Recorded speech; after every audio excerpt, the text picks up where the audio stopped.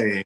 Live and Hi. in the flesh. How are you? I'm doing really well. And I apologize, Mike. I was listening to you doing 75 hard, 1,000 episodes of your podcast. That's awesome, man. I'm sorry to bust in on your story and what you were telling, but no problem at all. I'm here all week, so Okay, good. Well, thank you so much for having me. Yes, first of all, everyone should know that from the very first moment, I let Justin know that we had small business owners around the world that were willing to give of their time and sacrifice in order to enlighten and uplift people around the world. He said yes immediately. So while it might sound better if I said I pulled out these great negotiation skills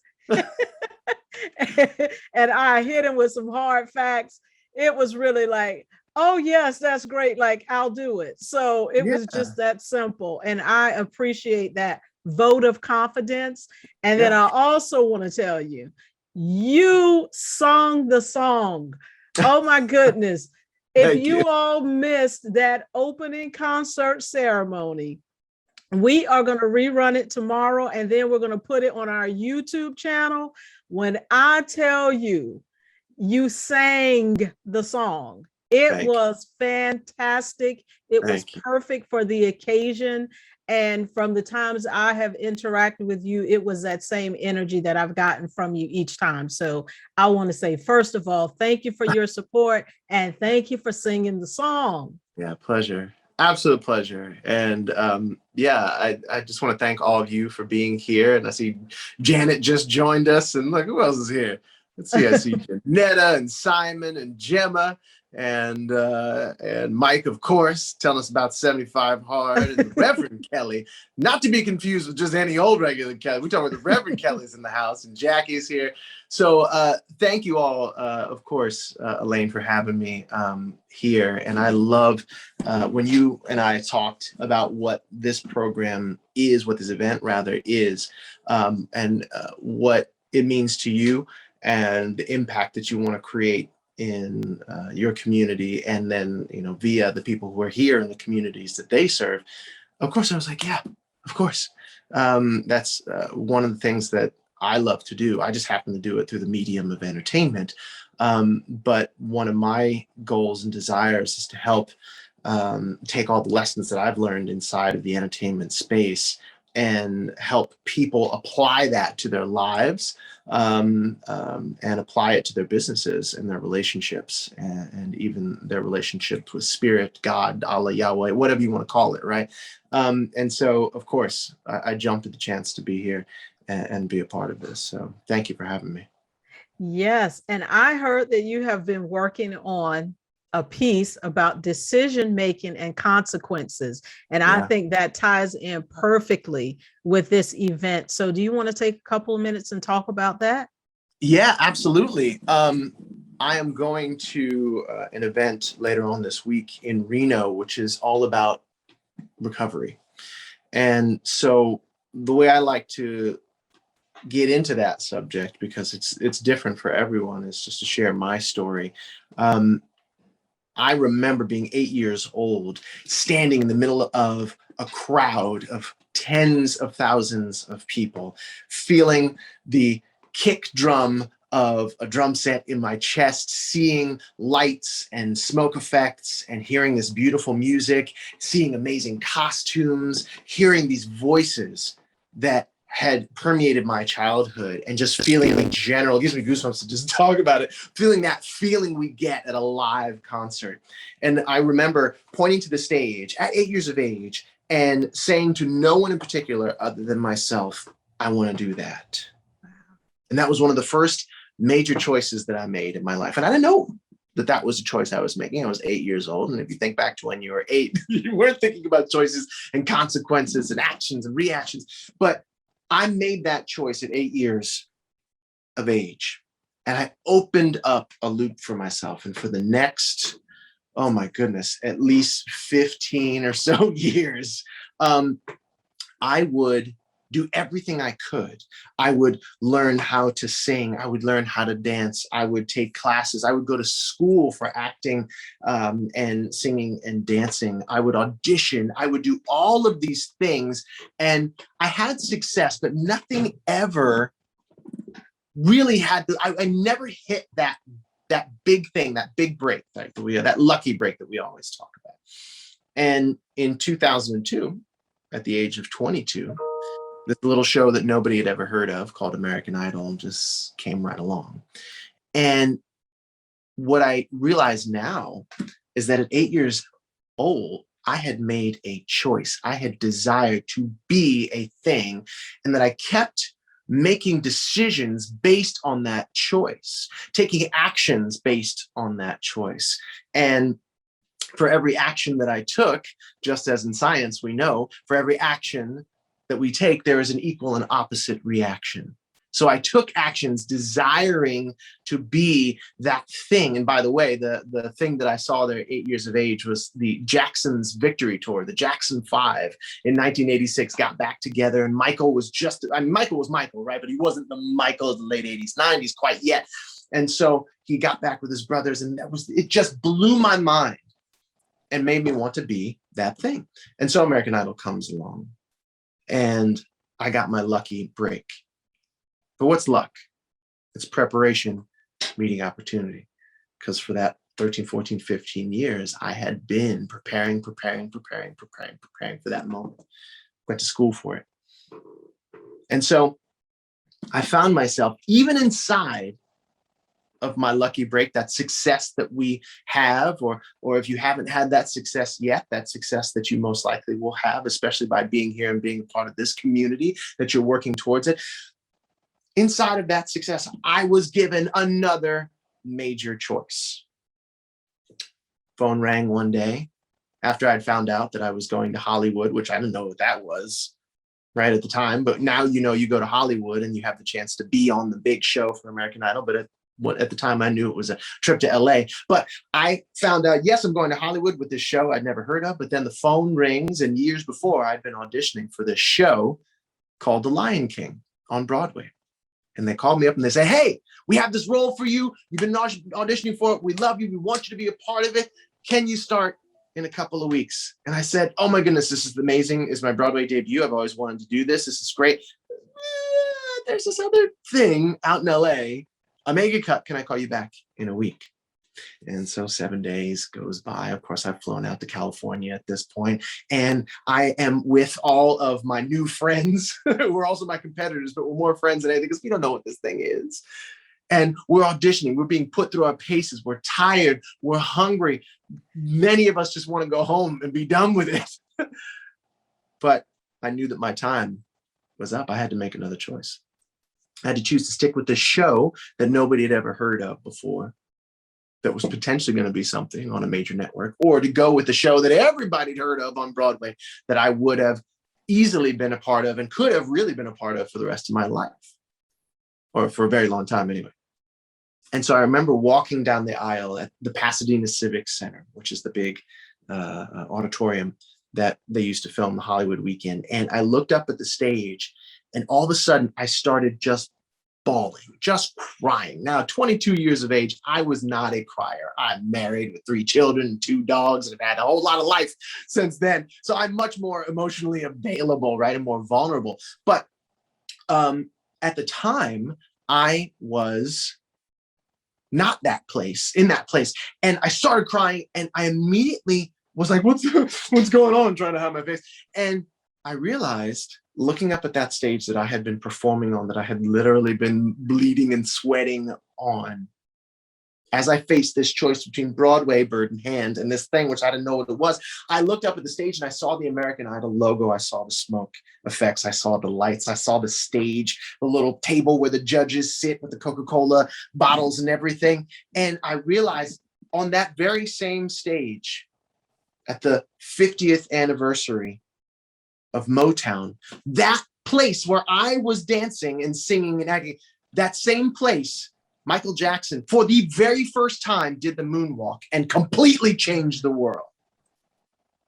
And I was there singing and doing my version of that in my life, how much smaller, right? But that version in my life. And this little voice said, go with this. Just go with it. And I listened. And so with all the action that I've been taking since I was 8, all the action that I took to get to that place, I made another choice. I didn't know if it was the right choice, but I listened to myself. I'd like to say I listened to God. I listened to that thing that was working through me, whatever it is for you, spirit, universe, the great, whatever. I don't know. Doesn't matter. But I made a choice and I took an action. And my life was forever changed. I rocketed to success. And I had an amazing national tour. I made it all the way to the finales for American Idol. I had an amazing national tour after that. I did an album. I recorded an album. I recorded a movie. I was on top. 30 million people every single week watched me. Hundreds of millions of people across the nation and throughout the world knew my name. And I found myself living in a mansion in Beverly Hills, one of the most expensive zip codes in the United States. I had all the money, I had all the clothes, I had all the fame, I had all the cars, I had maid service, I had the house, I had the things.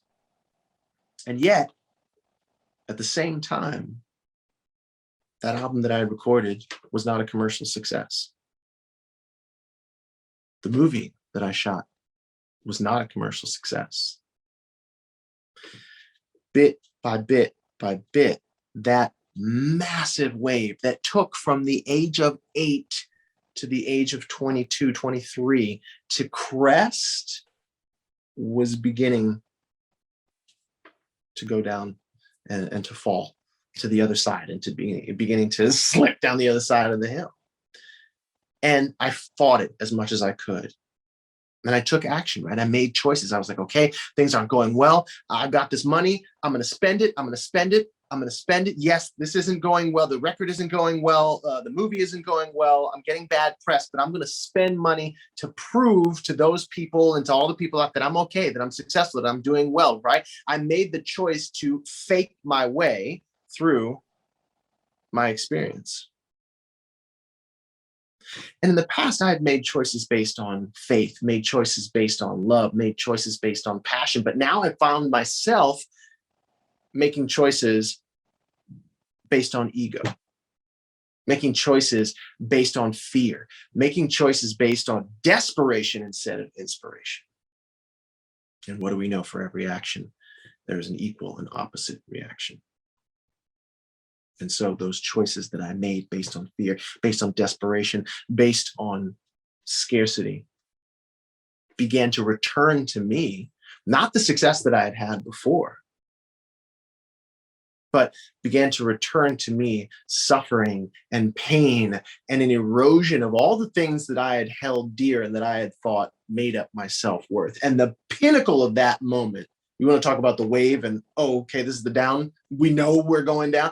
Was when I was sitting in that mansion in Beverly Hills, surrounded by all my stuff. It was like white carpet, white, bedspread, the bajillion count Egyptian. I had everything that I had wanted, that I had wanted, the money, all that.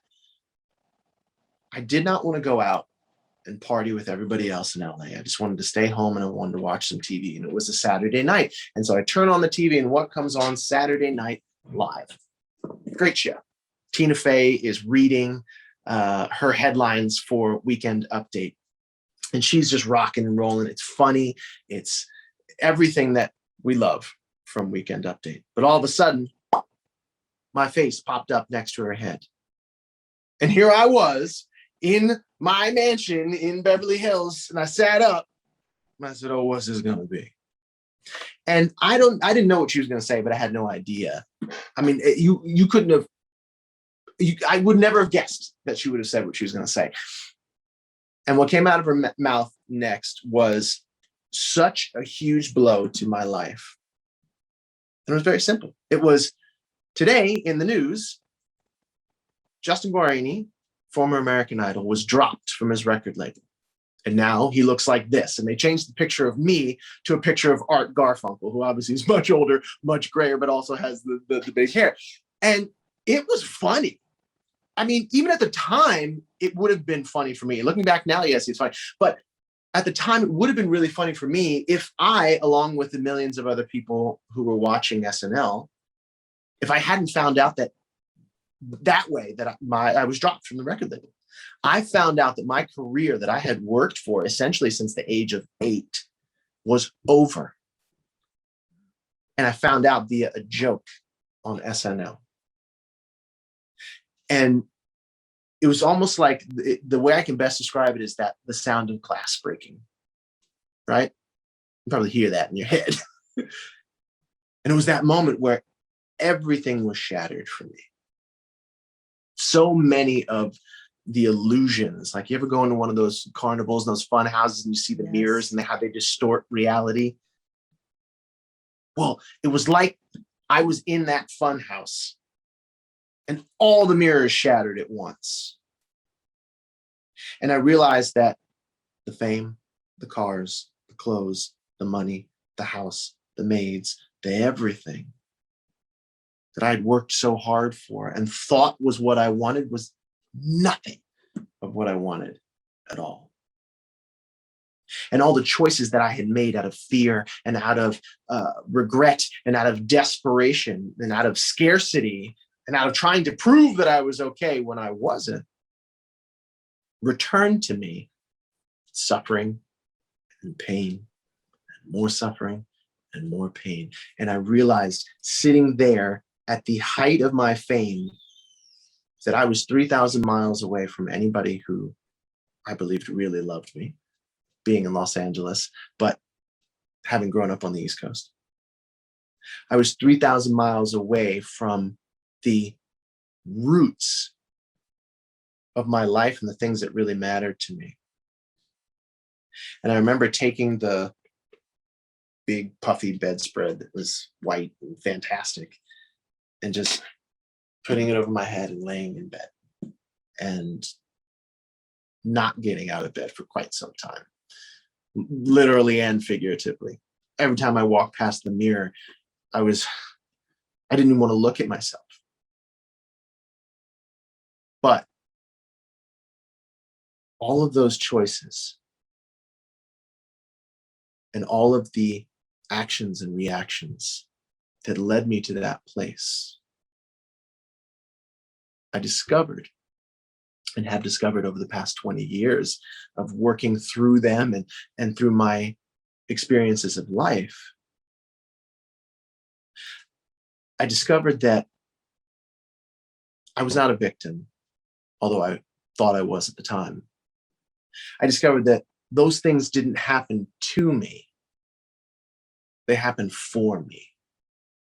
And as painful as it was to have to be able to take that 8-year-old kid and say to him, I failed you, which is what I felt like I did at 23. And to be able to look back on all the bad choices that I had made, all the poor choices, literally, that I had made, and to know that there was so much pain, there were so many things I could have done better, there were so many times when I victimized myself. It was really hard to do. But I'm glad that I did it. And I'm glad that I went through what I went through because I then made a different choice. I got to such a point of pain, and I think Tony Robbins loves to call it threshold, right? Have you ever been to such a point in a place of pain or suffering or hurt that there is no further down to go? And there's only one place to go, and that's up. Well, I found myself in that place in 2003, after I'd found out that my life as I knew it was over. And I made a choice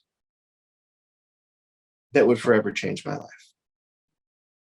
And it was to face everything that had happened and recognize that I am not a victim.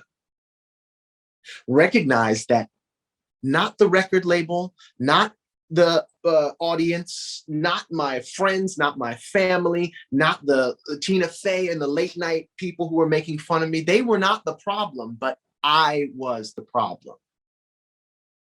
I made the choice to take radical responsibility. And that's a lovely phrase, radical responsibility. Oh, that's great, right? Right? But when we get deep into the heart of what it means to be radically responsible, it means that if I have a challenge in my life, I am the problem. That's right, Jackie. Face everything and rise. But how do we rise? What is going to propel us once we face that thing? We face a lot of things in our lives, right? And oftentimes we allow those things to be bigger than us. Think of us or yourself standing at this big brick wall. That big brick wall might be the challenges you have in a relationship with your spouse. That big brick wall might be a challenge you have with your family. It might be a challenge, a health challenge you have with your body. It could be a challenge you have with your business. It could be your utter anger towards God or whatever you call your higher spiritual being in your life. But how we face everything and rise, as you said, is we begin first to take radical responsibility. We choose to say, I am the problem.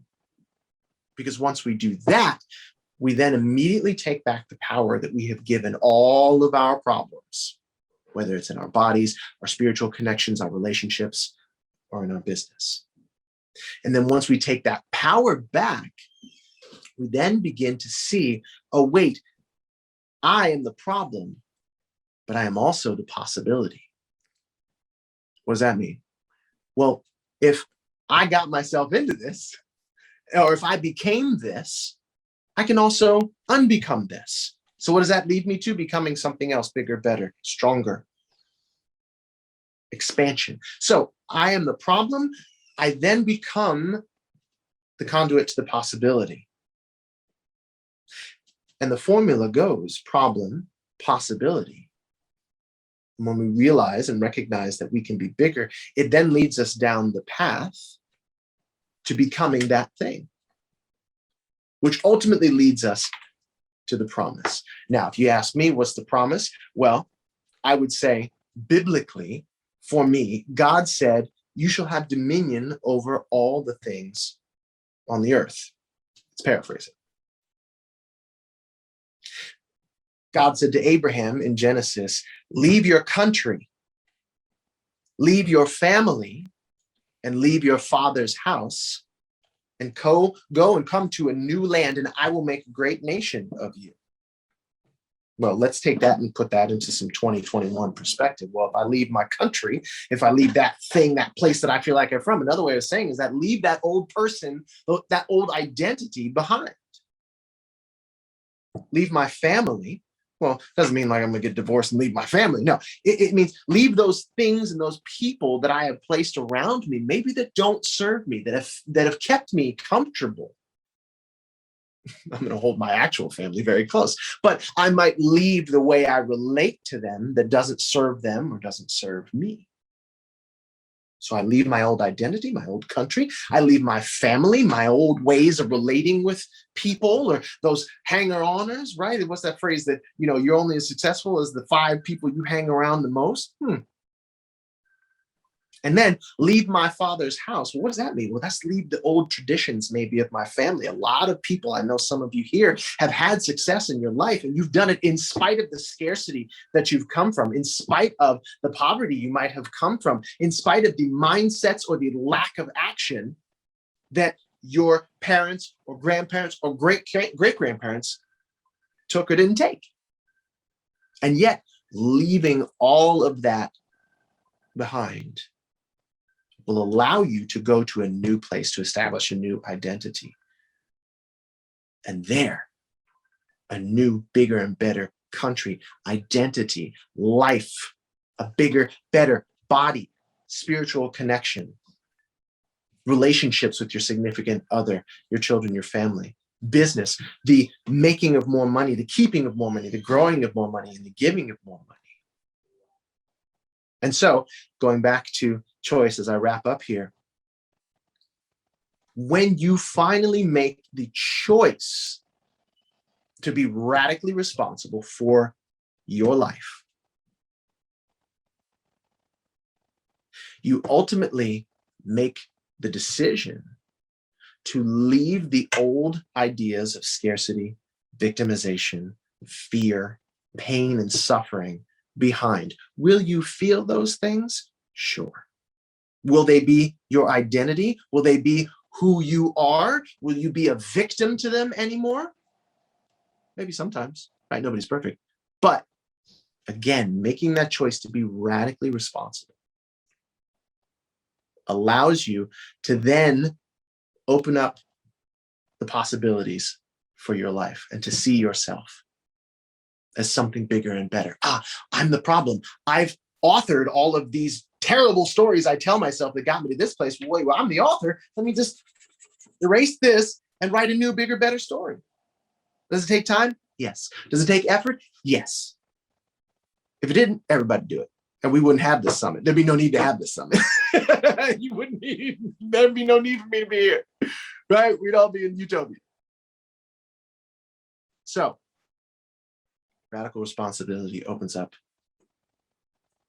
the possibilities for your life, which then guides you along the path to the promise, whatever it is. We want to think of it from a biblical perspective, like I do. You want to think of it universe, spirit, nothing at all. What it is for the reason why you are here, why you have come to this plane of existence, the promise that you and the potential that you hold for the people that you serve, whether it's the people inside your home or your community or all throughout the world, it doesn't matter. You are here for a reason. Everything that you have gone through, you've gone through for a reason. Life has not happened to you. Life has happened for you. And it's by being a part of this community, being here, doing the work and taking radical responsibility that we then understand the possibilities for our life, which leads us down the path to the promise, which ultimately gives us the power that we seek here. Wow. And so that's my story. And that's the path that I've gone down and that I continue to walk down, and that I know that Elaine and everyone here in this wonderful event is walking down at the moment. And the more that we can do that for ourselves, the more that we can bring people into this community, bring in people into this place and this energy, and the more that we can teach people and help people discover how they can help themselves get to a place of mental health and wellness. And I believe it comes down to the choices you make and ultimately being radically responsible for your life. So thank you so very much, Elaine, for this time to just talk and to share my story. Wow, Justin, I don't know what to say. I don't need to say anything. And I have to send you the comments in the chat. I saw them. They're lovely. Thank you. Thank you, everybody. This has been fantastic. Like, I really honestly thought that I was going to give you a chance to promote some stuff, and you've done what you've done every time I've talked to you about this event is you gave us something else to help this community, to feed this community. And you know what, to me, that's a big deal, because I just want to say you have a brand and nobody has ever heard of this community before. We are not on TV, and you could have easily said, go try it and let me see how you make out. And if it's successful, I'll help you in a few years. Thank you for believing in us. And I just want to compliment the people who are a part of this. I just want you to know that you took a chance on a great group of people. I'm about to get emotional. These people have shown up. They have presented. They have studied these things. This is their passion. I want you to know you are a part. You have decided to support a group of wonderful, powerful energies all around the world. So on behalf of everybody, I say thank you. I know you're busy. I don't want to hold you over, but I just want you to know you made the right choice. The words you said resonated. You're in a good spot. And this is forever your home. When you have something else to talk about, come back and we'll all come together.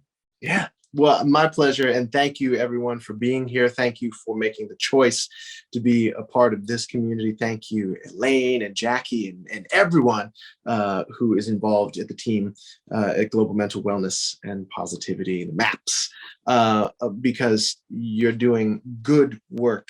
And I would even say you're doing God's work, but that's just me. So thank you for having me here.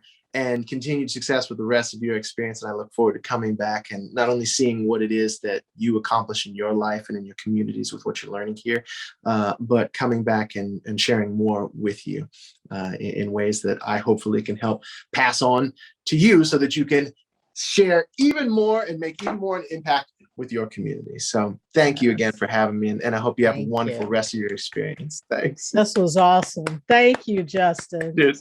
Thank you. My pleasure. Bye-bye. Bye.